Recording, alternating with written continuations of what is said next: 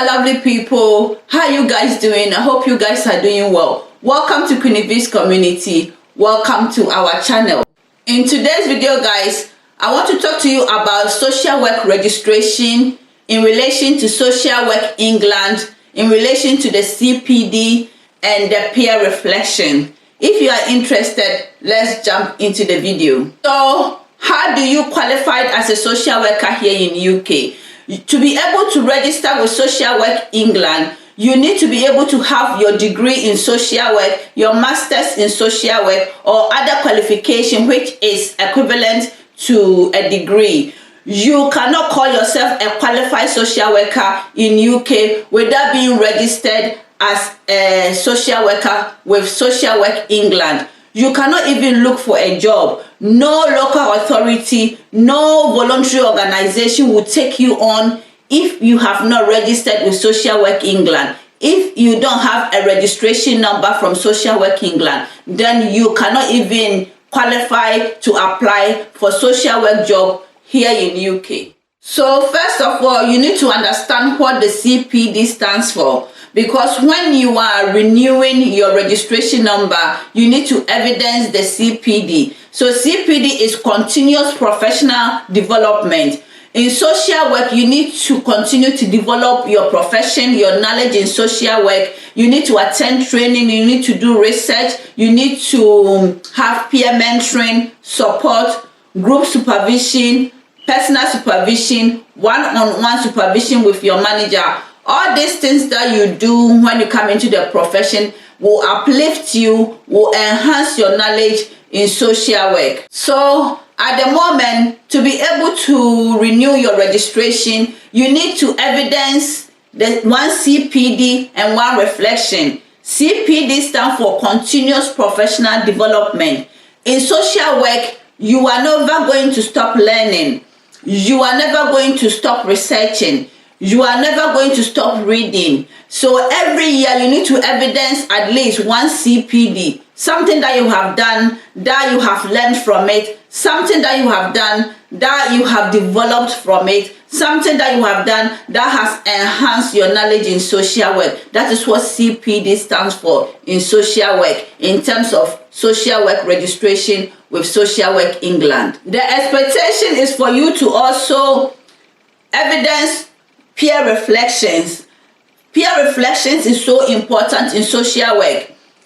Before then, we wasn't doing any peer reflections. We were supposed to evidence our C.P.D. But at the moment, you also need to evidence peer reflection. So I'm going to give examples of what I have done and what I know about peer reflections. Some of the people that I have talked to, they heard of peer reflections and they got scared, they got alarmed. But peer reflection shouldn't alarm you, because in social work, we are always reflecting. We are always talking to our colleagues. We are always talking to external colleagues such as nurses, doctors, psychologists, counselors.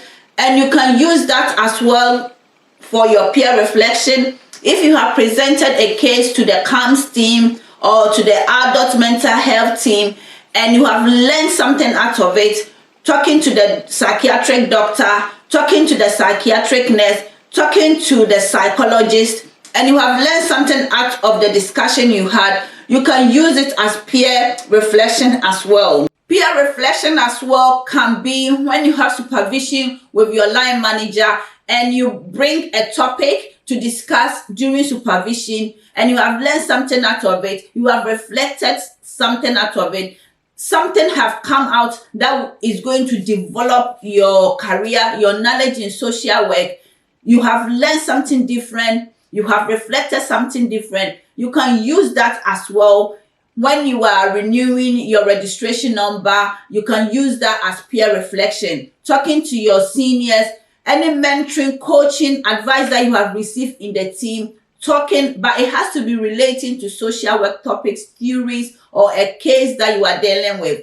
Then, because it's about social work, it's about your profession. So anything that has stood out for you, that you have learned out of it, that is something that you can use as peer reflection in social work. I hope I have explained myself properly to you guys. I hope you have learned something out of this video. If there's any other information, any questions that you have that I have not been able to cover, put that in the comment section. If there's something that I should have said and talked about and I wasn't able to do it, I don't know it all. We are all learning from each other. Put that in the comment section and let's share ideas together. Queenie V, I'm here to share ideas with students, newly qualified and people who are new into social work. I've done social work for 13 years now, and I'm passionate about mentoring, coaching and advising the new ones that are coming into social work. As a practice educator, I feel it's very important to enhance the knowledge of students, newly qualified and people who are new into social work, who wants to join social work profession. So if you're one of them, then join the community.